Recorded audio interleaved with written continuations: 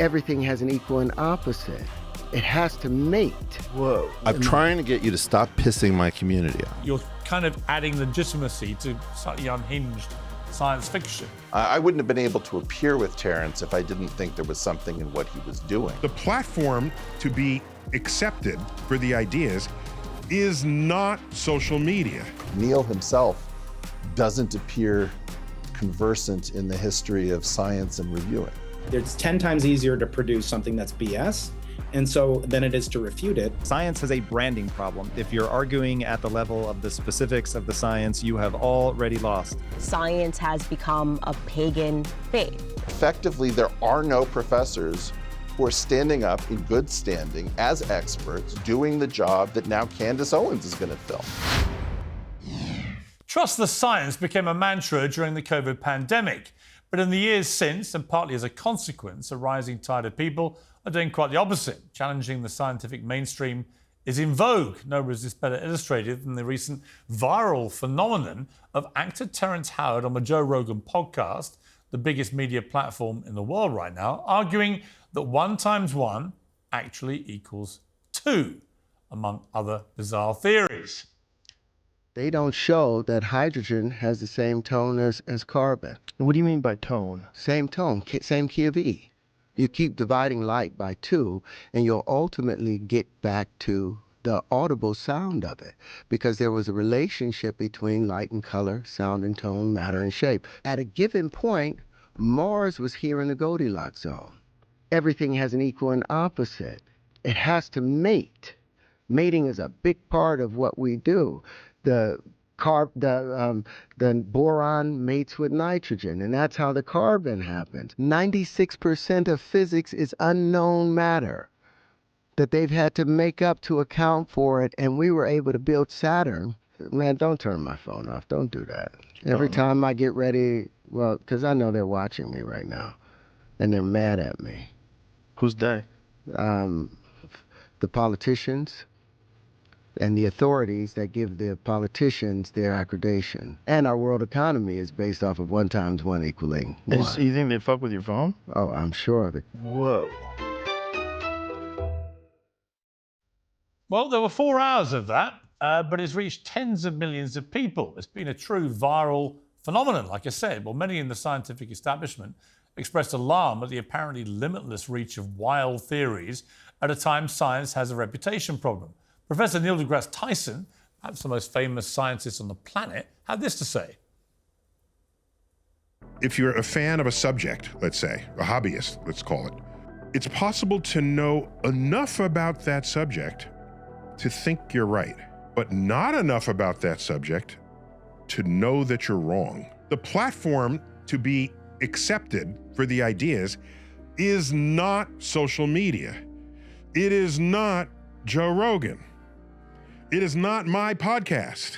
It is research journals where attention can be given on a level that at the end of the day offers no higher respect for your energy and intellect than by declaring that what's in it is either right or wrong or worthy of publication or not. Well, others disagree. They argue the old system needs to be shaken up. The questioning and challenging mainstream institutions and theories is the only real way to actually get to the truth. Here to debate this, the podcaster and cosmologist at University of California, Professor Brian Keating, the host of Impact Theory, Tom Bilyeu. But I'll start with Dr. Eric Weinstein, mathematician and OG of the intellectual dark web and creator of the Portal podcast. Well, Eric, welcome back to Uncensored. Really fascinating to see how big this has all blown in the last few days. For those who didn't watch the Terrence Howard 4-hour, I don't know what you would call it, theory-a-thon, let's be kind. What were the sort of main premises he was coming out with that have captured everyone's attention? Well, I think that he made several outrageous claims that were more or less baseless as far as either the heterodox or the orthodox view of science, that 1 × 1 is equal to 2, that the periodic table should be rearranged around earlier work from the 1920s, that he had a theory of physics based on Platonic solids with curved linear sides. I don't think any of those hold up to any kind of scrutiny. That said, he definitely has some very interesting engineering claims, and he's got some very interesting geometric structures that could make beautiful lighting, fantastic art. And he is saying some things that people are deriding from a scholarly perspective that actually have some merit. So it's a very bizarre and complicated situation, but it is not complicated at the root. There's nothing wrong with standard orthodox science, and I say that as a very strong critic of the system. So if you wanted to hear it from somebody with a PhD who's nevertheless not shy about savaging the institutions when that is what they deserve, I would say that the level of doubt that he has cast on simple things like arithmetic is completely unwarranted. But it's a very bizarre situation to watch an entire nation that depends on technology and science for its advantage suddenly question whether or not 1 × 1 = 1. What is fascinating to me is the last time I had anything to do with Terrence Howard, I interviewed him at CNN about 10 years ago when he did a movie about the Tuskegee Airmen. And the next thing, he's doing a 4-hour podcast with Joe Rogan in which he's airing the most sort of intensely complex theories, many of which, as you say, might be completely for the birds. Were you aware that Terrence Howard was thinking this way, was moving to a place where he could even conduct an interview like that? Well, to be honest, I didn't know who Terrence Howard was, so I didn't have an image for him. But had you asked me, I would have thought back to Werner Herzog doing the entire film Fitzcarraldo to test his engineering theories about how less technologically advanced people could move heavy objects many miles up hills. He created an entire film to test his engineering theories. Hedy Lamarr famously developed spread spectrum technology, despite being a screen siren back in the 30s and 40s. So just as I don't think it's very strange to find out that Steve Martin is an incredible banjo player, I don't find it at all odd that a polymath like Terrence Howard would have such theories. I don't think that the theories about math and physics and chemistry are incredibly deep, so I'm going to push back on that. But I do think that he knows quite a lot about many things, and he doesn't know what he doesn't know. I mean, Neil deGrasse Tyson said that people can know enough to sort of ask questions and stuff, but maybe not enough to know when they're wrong. In other words, when they're presented with, quite complex science that has been peer-reviewed and is deemed to be established scientific fact, that he doesn't know enough about the detail to understand why he's wrong to question it. You mean the Dunning-Kruger effect, as Neil said? Yeah. It's kind of ironic, actually, because it feels to me like Neil deGrasse Tyson is himself a victim of the Dunning-Kruger effect when it comes to peer review, as his comments about Sir Arthur Eddington using the 1919 total solar eclipse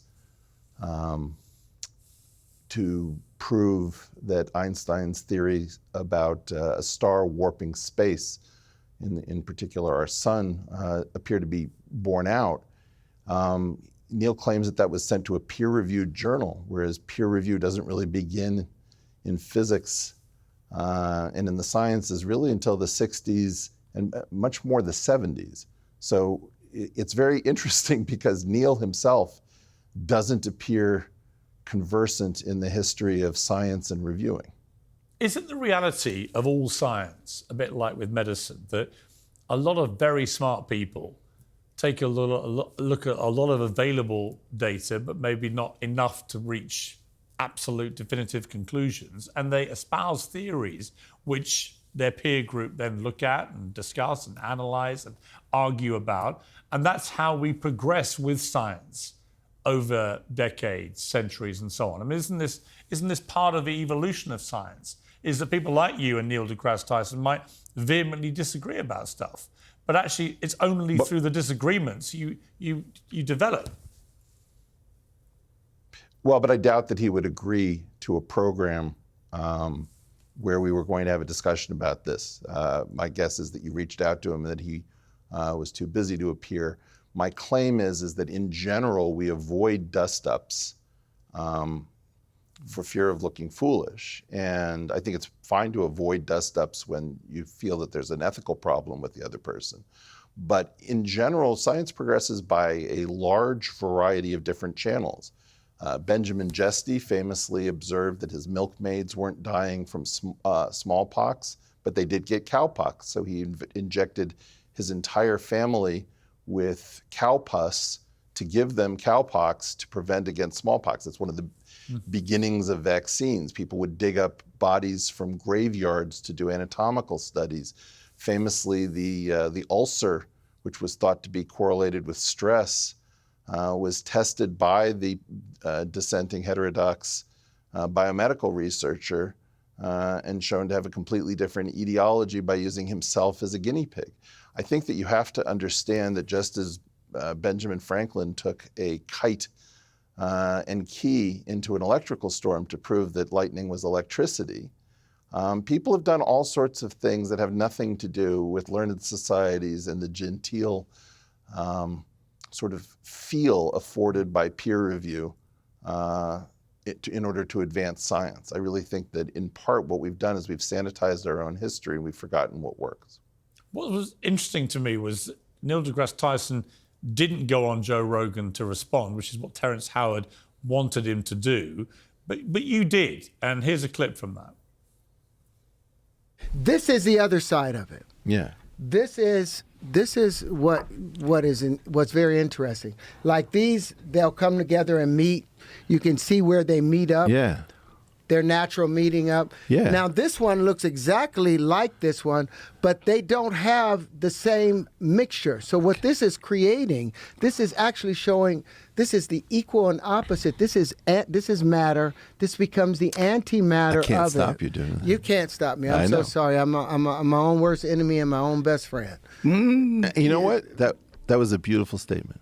But what I'm trying to say is the fact that they keep, and these four will keep, this is just the magnetic, what I consider the magnetic field. You see, you stopped yourself. I really appreciate this to be the magnetic field because they're expanding at the center, and magnetism, in my language, magnetism expands out and becomes greater. And you know when you just said in my language? In my language. That's what I just did with the Terrence product. In other words, you said in your language. I'm trying to get you to stop pissing my community off. I don't want to piss them off. I want friends. I need friends. Now, the interesting thing to me is, as we would say in the UK, it sounded to me like he was talking a load of old cobblers.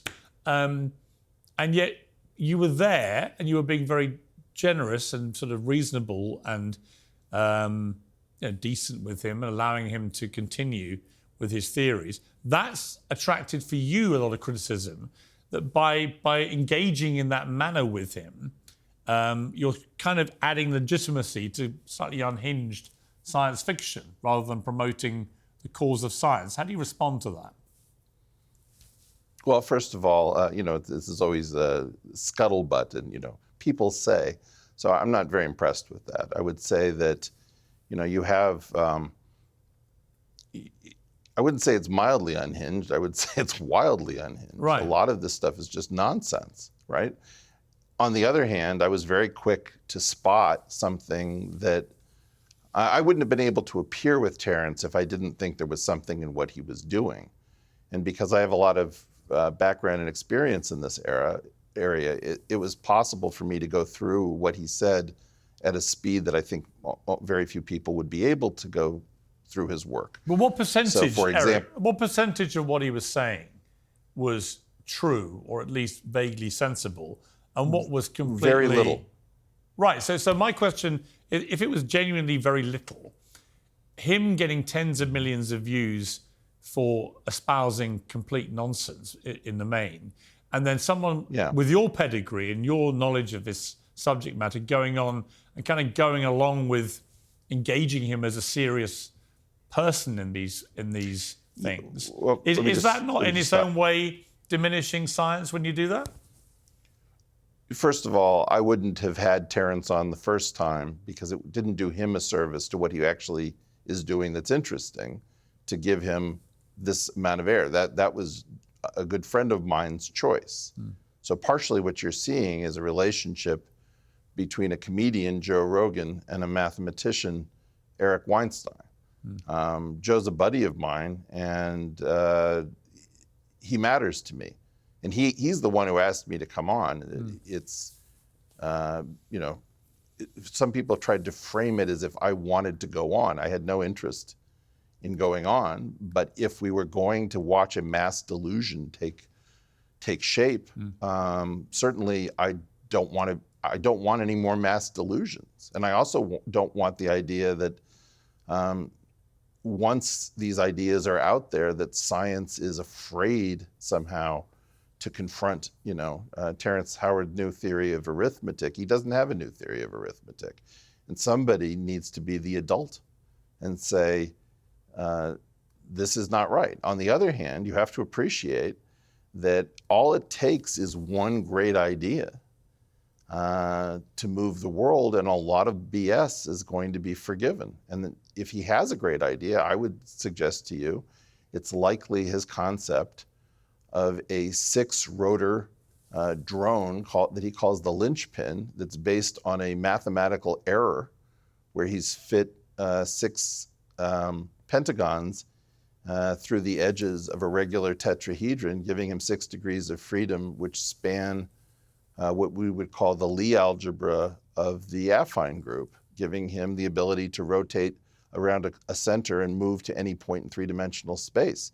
It's an incredibly cool idea. Now, I don't know that it's his. I believe that it's his, but I don't know that. I haven't done that work. I'm not a drone operator, so I don't realize, what the state of the art is. But imagine that was the only thing that he did, and that he figured out that these things could fit together as per the Intel drone shows to form capsids in the shape of dodecahedrons, much the way we see viruses doing that with capsomeres and protein coats to protect the genetic material. That would be an incredible contribution of Terrence Howard. And the thing that really disgusts me is watching my colleagues make fun of Terrence as easily where he is right as where he is wrong. It doesn't require that. He's clearly a self-taught guy. He pronounces words like canoniacally, which indicates that he's teaching himself.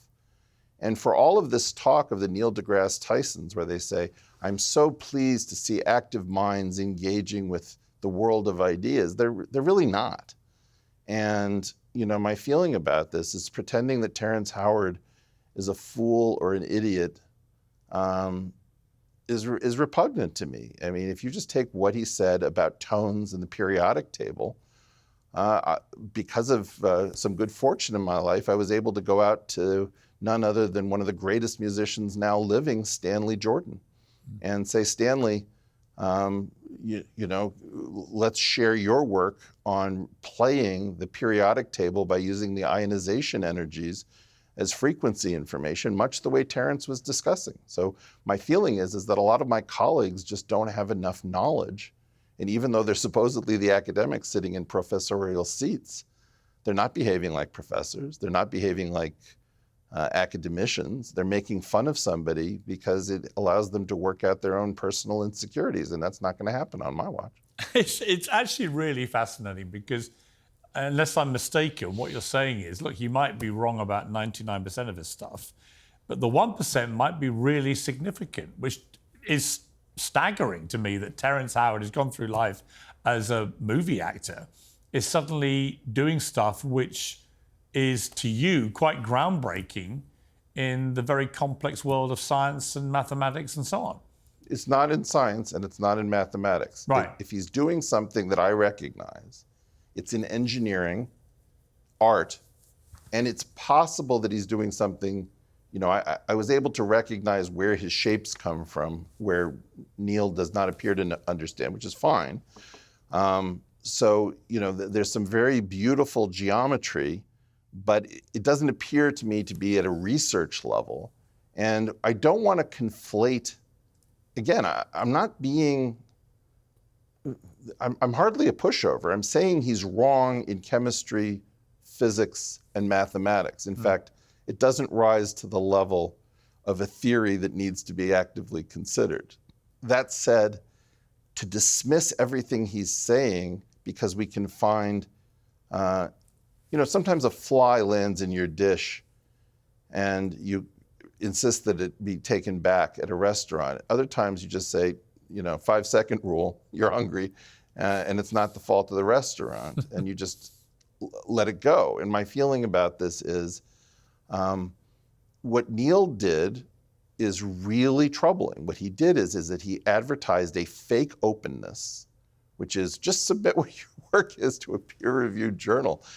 Neil doesn't know the history of peer review, doesn't know why it's called peer review, has no concept of what peer review actually is, which is bizarre, or he does know, and he's deliberately going to waste Terrence Howard's time because Terrence isn't a peer. And the whole concept of peer review, the word peer isn't like a jury of your peers, your fellow citizens. It's like peers as in terms of the House of Lords. The whole idea of peer review is to keep the laity, the people who don't do science for a living or medicine for a living, out of the review process. And that's where it was born. That's why it grew up in the 60s and 70s as peer review. It was as part of a struggle where scientists wanted to wall off their kingdom and say, look, we are taking public money, but we don't want public review. You're not qualified to be here. Shut up, get out of our lab, and let us work. And that's why it's so fiercely defended, is because it's the last-ditch effort to keep the laity from interfering in matters that they can't understand. The science itself has been under probably a bigger public assault in terms of its validity as a result of the COVID pandemic than I can ever remember in my lifetime, certainly. Is it damaging when everybody on social media suddenly becomes an epidemiologist, whatever it may be, any different type of science you like, or medical expert, whatever? When their views get amplified, like Terrence Howard, if they're completely wrong, they get amplified and shared gazillions of times, as has happened here with a lot of the things that he said. Is it damaging to the integrity of science when that happens? And is that a unique problem with social media amplifying amateur scientific and medical views? Yeah, it's a very interesting question. I would think that we would begin somewhere else. The greatest damage is when we amplify pseudoscientists who happen to be official pseudoscientists. So when you take a director of NAI, National Institute for Allergies and Infectious Disease, and you take that person's contradictory pronouncements and you amplify those, then suddenly everybody has to learn what mRNA is because they're trying to make a decision for their child, and suddenly you've thrust them into advanced biology because you've amplified pseudoscience coming out of the National Institute of Health or the Defense Threat Reduction Agency, DTRA. The failure and the pseudoscience is coming from inside the house. The problem is when a Francis Collins and an Anthony Fauci in private emails can turn their dissenting colleagues, fully competent, expert, dissident colleagues like Jay Bhattacharya and his colleagues at Harvard and Oxford, and overnight they become fringe epidemiologists, right? So more or less what you're seeing is not a failure of science. What you're seeing is a failure of science to disavow public health. Public health is not science. Public health is an incredibly bizarre field that tries to straddle two worlds of actual truth and the noble lie. And as I've said before, the problem is the failure to cancel an ex-spouse's credit card privileges. When the person takes the credit card on a spree, science did not cancel its credit card that it had given to public health. And so what we had was an incredible destruction of trust in science, which is completely unwarranted, because people who are not acting as scientists, who may have at one time been scientists but have gone over to public policy, were allowed to lie on science's behalf. That's a failure. Yeah, I understand why the credit rating got beaten up, but for God's sakes, just cut off the credit card and learn where scientists lie and where they do not. They don't lie generically. There's nothing wrong with Hooke's law. There's nothing wrong with the adapter hypothesis in biology. There's nothing wrong with most of what we consider to be science. We lie in very special places out of necessity. Let me bring in the other two guests now to debate actually what you've been saying. Professor Brian Keating, cosmologist from San Diego University, and Tom Bilyeu, who's the Impact Theory podcast host. Professor Keating, your response to what you've just been hearing from Eric? Well, I think as scientists, we have a responsibility. Eric's known for coining the term the intellectual dark web. And I feel like as scientists, we have a responsibility to keep, the intellectual environment clear of pollution. And I feel like there is a tendency, because of this anti-authoritarian moment that we seem to be in, to view science as authoritarian. And then to rebel against it, we look to heroes and people like Terrence or Candace Owens or people like Tucker Carlson, and they get enormous platforms because of their social media stature. But to me, to listen to people who have no domain expertise and no proven track record is an affront to actual practicing scientists. And it's fine to have a hobby. It's fine to do things, out of an avocation, a love for it. But it's a bit, to me, an example of the halo effect, which is a cognitive bias. And you have people you're listening to. In some cases, it's akin to listening to your friend Piers, Andrew Tate for marital advice. He may be a great MMA star and Terrence may be a great actor, but that gives them and confers no benefit to their scientific practices. And it would be like me going on to the set of Iron Man and trying to be like Terrence. You would laugh me off the stage, and rightfully so. So we have to look at and examine these claims that amateurs can do good science. Eric pointed out in the interview that there's some babies in with the bathwater. And I'd love to ask my dear friend Eric to expound upon those particular babies, because to me, to say that there might be some angle or something like that, or some drone, it sounds to me a little bit like damning with faint praise as well. Because if you go through and there's 97 patents that he claims he has, we go through them, we find out that very few of them have been granted.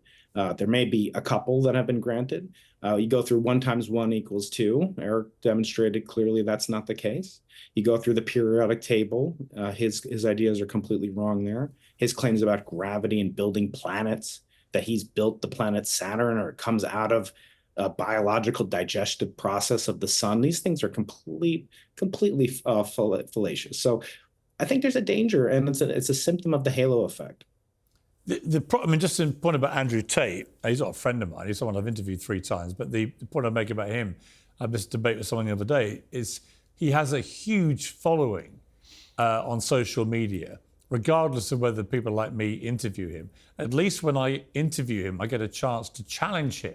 And I've really noticed when young men in particular come up to me in the street, which they do with alarming regularity about Andrew Tate, that actually the conversation I have with them has moved from, God, Andrew Tate, isn't he amazing, blah, blah, blah, to, I really liked it when you challenged him about this, this, and this. In other words, shining a light on people like Andrew Tate, actually challenging them on a big platform, I see tangible impact on the street of those challenges kicking through into people's consciousness in a way they wouldn't if he was just able to do his thing slightly below radar on social media without ever being challenged. So that's my kind of theory about why I interview people like him, which is in itself open to debate, obviously. Eric, just in that response to the baby and bathwater, what would you say to Brian Keating's point there? Well, I tried to say it already, that if you take the vertices of a tetrahedron as measured from the center, you're looking at an angle of the arc cosine of -1/3, which is about 109.47 in degrees.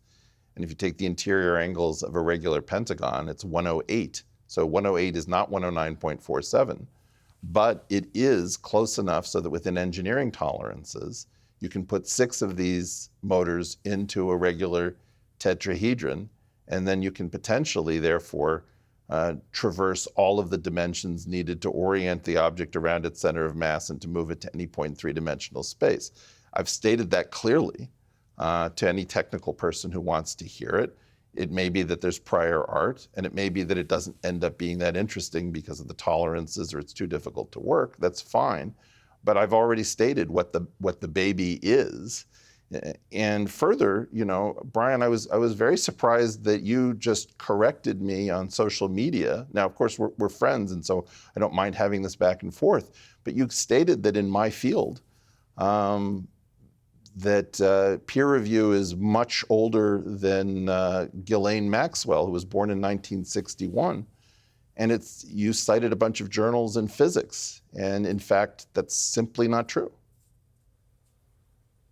Which part of it, Eric?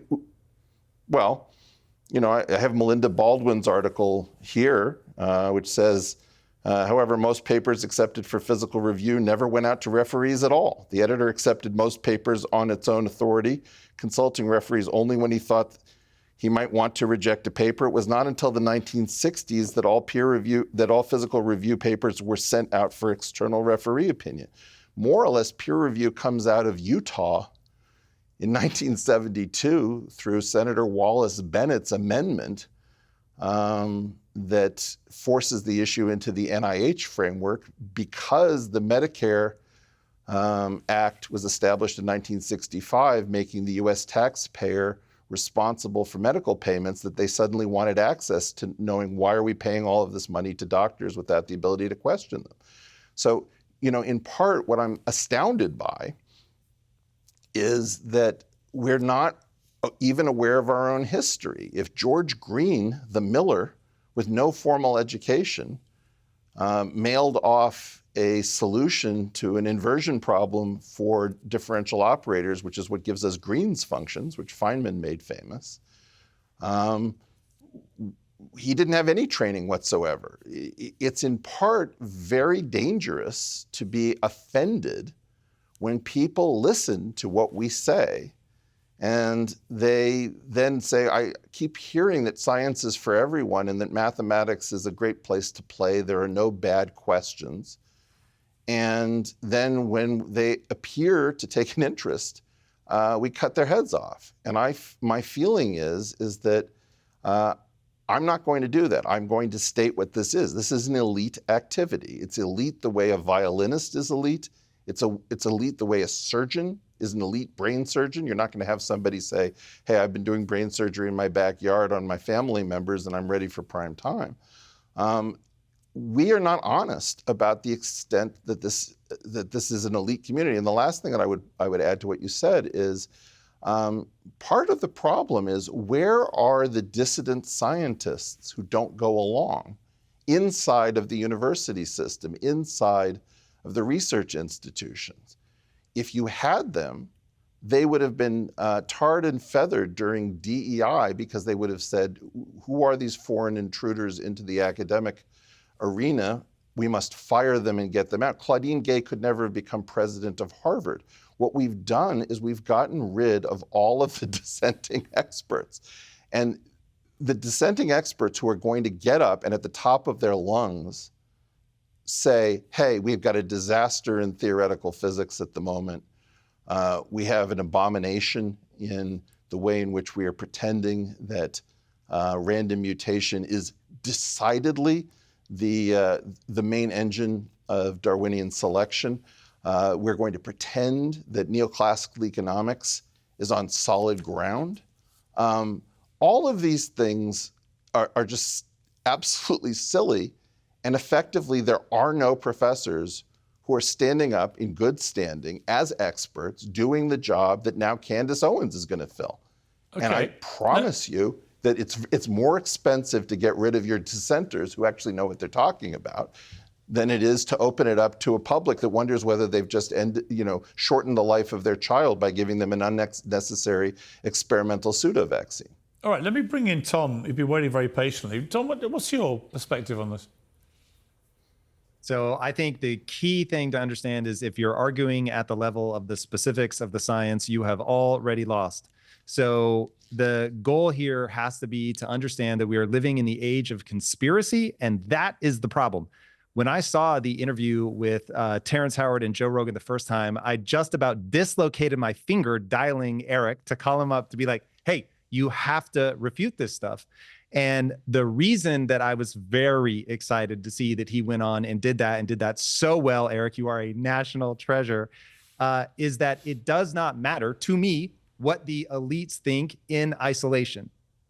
All that happens is if people have an idea that hits a critical mass, they begin to bifurcate. I mean, this is like the multiverse where we no longer have a shared vision of what is true.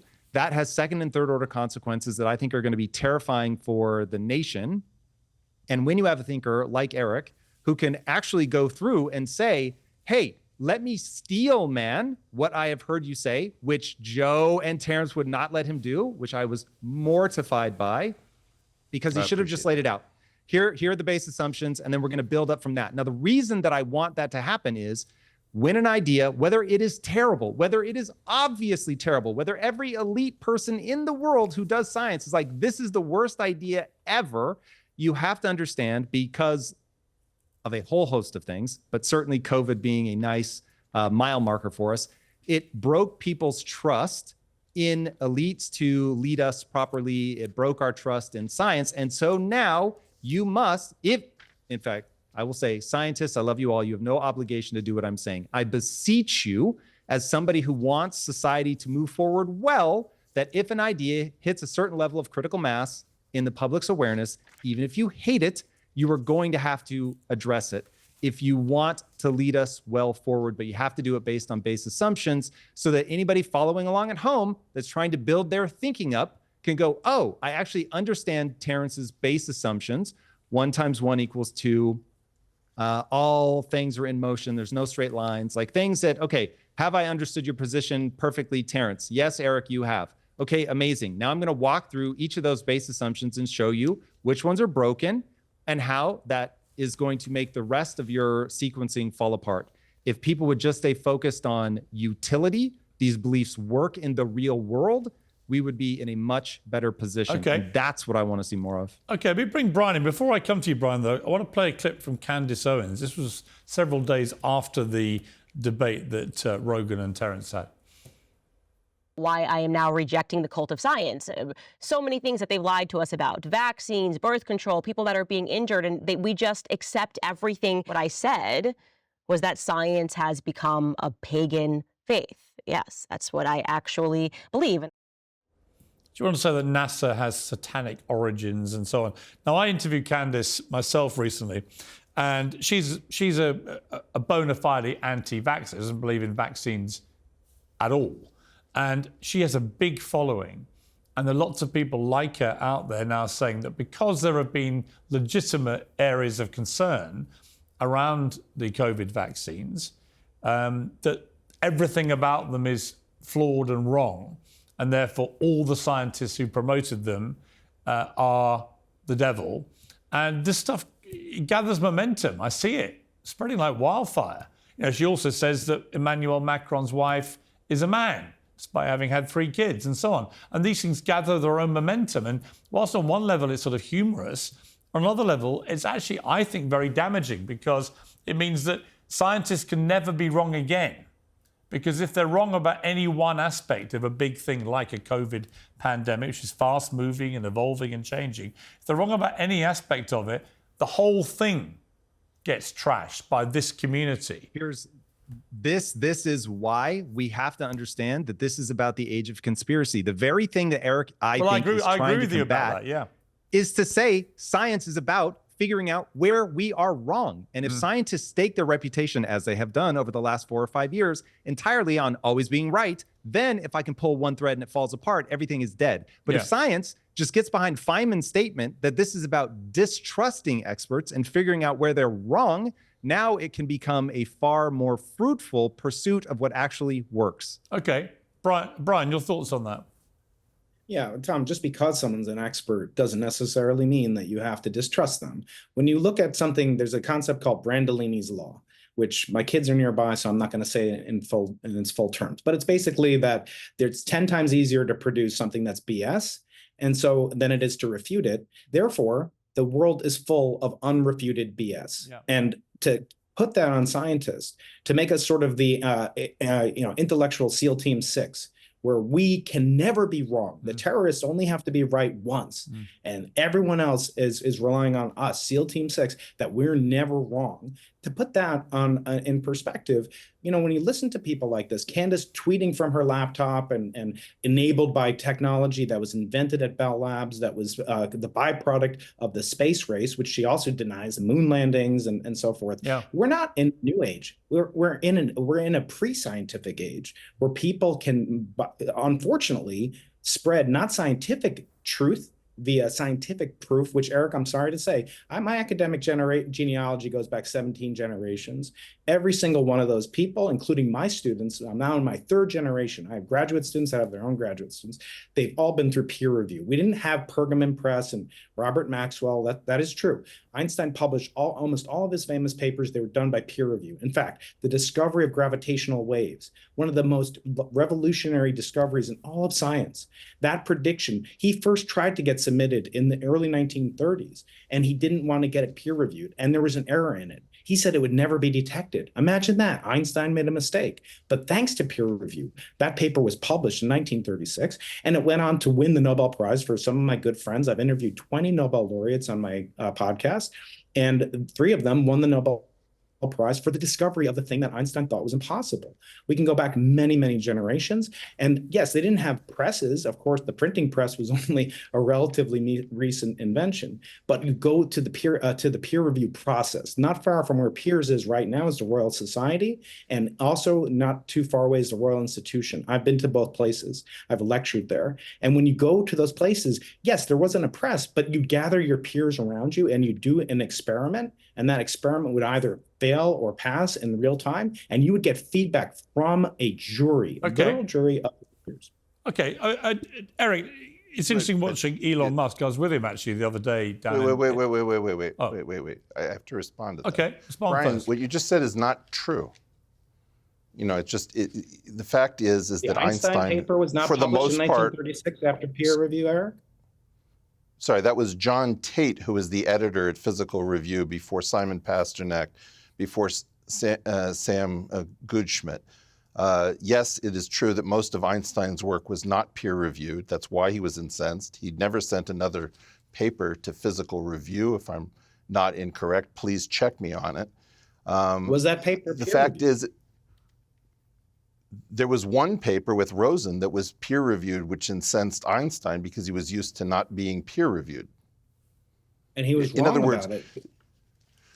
Until peer review pointed out by Eddington helped out as well and said that there was an error in his calculation. Peer review is not referee review, right? We had external referees that were occasionally sought. But what you cite about the Royal Society is in fact an error introduced into the literature by Merton, the famous historian of science, who is the father of of Black-Scholes Merton fame. And that was an erroneous claim that peer review began, I think, in the 1700s. What we currently call peer review is far more recent, and it is fantastic to find out that our professor does not know the history of peer review in its own subjects. Because what we have is a chorus of people with the highest credentials repeating a fable. And we can't always tell when when malware has entered our minds. But I would submit to you, sir, that despite your pedigree, in general, your predecessors were not peer-reviewed in any modern sense of the term before the 1970s, certainly before the 1960s. The beginning of forms for external referees begins, I think, in the 1930s under John Tate. I just don't think you know the history. I do know it, and in fact, can invite you to go down to the Royal Institution next time you're in London, and you'll see pictures of Michael Faraday, of J.J. Thompson, of Eddington. You'll see them in front of audiences. Was there a peer review process before journals? When would the journal Nature start? The average person is punching themselves in the face right now. As somebody that loves you two, literally, I know both these guys. Eric, I know very well. Both have been on my show. Brian, I love you guys. So I say this because I am begging you. The average person wants to chew through their TV set right now or their laptop as they're listening to this. And the reason is they don't care about this. It's already done. Care. The Tom, world is sorry. No, hold on. Tom. Let me finish. The world cares about people like they want to hear what Joe Rogan has to say. They want to hear who goes on his show. They are absolutely going to listen to Candace. I think, Brian, you brought that up. Candace is about to sweep the world. And if I could just get you guys on board with the reality that we are in a very difficult moment right now where, yes, you guys are being asked to do a public service, which is to collide with these people who do not have your scientific bona fides, but the average person does not care, but they will actually listen to your collision of ideas for sure, because I took a lot away from you talking to Terrence. And the first time I heard Terrence, I was like, maybe this is genius. I don't know. You know, it's so interesting. I was going to say, actually, Eric, earlier that I saw Elon Musk recently, met him for the first time, and he did a fascinating Q&A about everything from colonizing Mars to humanoid robots and so on. But we talked about X and his purchase of Twitter and then taken to X. One of the best things I've seen in terms of populist peer review is community notes now on X, where I often see things which are spinning around, which are complete nonsense. And then you see a very well-sourced community note killing it. And it does seem to have an effect, because that in itself, because it's happening in the same medium, starts to also spread like wildfire and tends to kill them quite quickly. Are you a fan of what Elon is doing with X? Is this helping in terms of populist peer reviewing? Right. Yeah. Again, this is one of these Wild West conversations where it's not peer review. The whole concept of peer review is peer.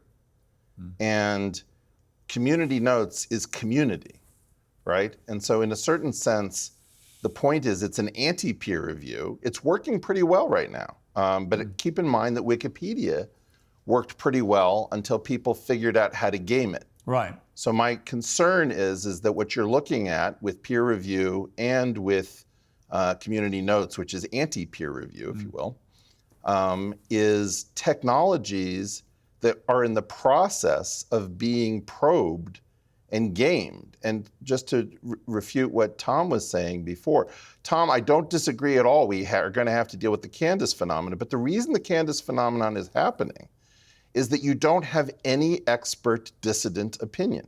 If you have 5 professors shout me down that I don't know what I'm talking about with respect to peer review, and I happen to be completely right, I will be told that I'm not an academic, despite the fact that we all speak the same language and have the same credentials. What is going on is that the world is not crying out for Candace Owens. It's crying out for, where is the physician with my daughter's interests at heart? Where is the biologist who's willing to stand up to a Tony Fauci and say, I completely disagree? Why is it that we keep having these fake consensuses?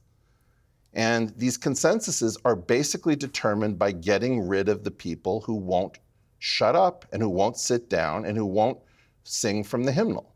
And what I'm trying to say is what you just saw was an interchange between 2 colleagues with a great deal of love and respect for each other on an issue where I'm claiming that the good professor is simply in error. And if you had somebody saying that around the Wuhan lab and the origin of COVID, or the potential danger of the vaccines, or the liability regime in which they were negotiated, that this is an abomination, that we can't sue the manufacturers, you would have a totally different world. Nobody would be listening to Candace Owens. They would be trying to track Jay Bhattacharya. They would be trying to track all of the experts who were standing up with their interests at heart. The big problem in the United States is we used to have experts in the right chairs who dissented. And now what you have is a group of people who know to keep their head down. Brian, just want to end with just quick thoughts from you and Tom before we finish. Give me some hope about the future of science. Clearly, I think it's indisputable that science And the integrity of science and scientists has never been under a bigger attack than it is today. A lot of it fueled by conspiracy theorists and social media. Give me some hope for the future of science and its integrity. I think the hope comes from my students, the people that I work with, the incredible breakthroughs that I've been witness to, both personally and part of a team of 300 scientists that are working to uncover what happened during the first nanosecond in the cosmos's history. What kind of breakthroughs do we now unlock, knowing that the universe is suffused with dark energy? What do we learn about the future, possibly with new technology, like high temperature, room temperature superconductivity, or perhaps fusion? It's never been a more exciting time to be a scientist, and to hear about science, its best days are behind us. I think that's nonsense. On the other hand, we have to guard against conspiracy theories and flat earthers and all sorts of anti-vaxxers and things like that, because there is always a grain of truth. As Isaac Asimov said, if you believe the earth is flat, you're wrong. But if you believe it's perfectly round too, you're also wrong, but you're less wrong. And I think what we want to do as scientists is not be held to this impossible Secret Service level of we can't make a single mistake. Recognize that we do make mistakes, but science is self-correcting. And part of that self-correction mechanism has to do with being analyzed by your peers. Whatever Eric and I disagree with about in the past, today peer review is perhaps, as I like to say, it's the worst system for gauging scientific process, except for all the rest. Tom? All right. So the thing that I really want to make sure that I'm being heard on, Brian, because you keep repeating, we shouldn't be held to this SEAL Team 6 level of perfection. What I'm saying is science has a branding problem. You guys created a branding problem. I'll just say during COVID, where it was, hey, everybody listen to us and everything is going to be fine. Masks don't work, by the way, but save them for the health workers because they need them. It's like, so everyone's brain starts sketching out. Also, no one has talked about social media yet. Social media, this is done. The horses are out of the stable. The toothpaste is all over the floor. The genie has flown out of the bottle. We are living in a reality where everybody is a publisher. Everybody is going to say things, and people are screaming out for Candace Owens. I'm telling you right now, as somebody, I'm almost sure I'm going to disagree with every word out of her mouth. And yet I am utterly fascinated by how she has already captured people in terms of their imagination, because this is what they want. As a marketer, I can tell you, you guys are terrible. Like if I have to market you, oh God, even though I look at Eric and I'm like, is this the smartest human I've ever encountered? For sure. Do I want him at my house just whispering in my ear all the things to do? Absolutely. My life would be way better. However, from a marketing perspective, oh dear God. So it's like we have a much bigger challenge that we have to overcome. And Candace doesn't have that problem. She's electrifying. She captures what people want to hear. And what I'm saying is the service that you guys can now play in the world that we live in is to say science isn't about being right. Science is about two things.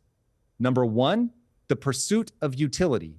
Einstein's breakthroughs matter because they give us GPS and nuclear energy. That's the only reason that they matter. And the second thing is, we know we're wrong about a whole lot of stuff. And so our job is just go through what are all the things that we're wrong about that are stopping us. And I hope I'm not talking out of class, Eric, oh, please God. But Eric has said to me many times, we ought to be traveling the cosmos. And we aren't because string theory has gotten stuck. Exactly. So you have to get new ideas. You have to break the old paradigms in order to get the utility that you want. And if we judge every idea by its utility and not by where it comes from, we'll be in a much better place. You know that the best thing about this debate, Tom, is that it actually, by having this kind of conversation on a platform like this that is watched globally in pretty big numbers now, that we can probably get to where you want to get science to. And the other thing I'd observe is I host a lot of debates between people who disagree, and they normally end up screaming at each other. What I loved about you three was the more abusive you became, in a very nice, polite manner, the more you all laughed. That is the way to debate. So thank you all very much indeed. Thank you, Piers. Thank you.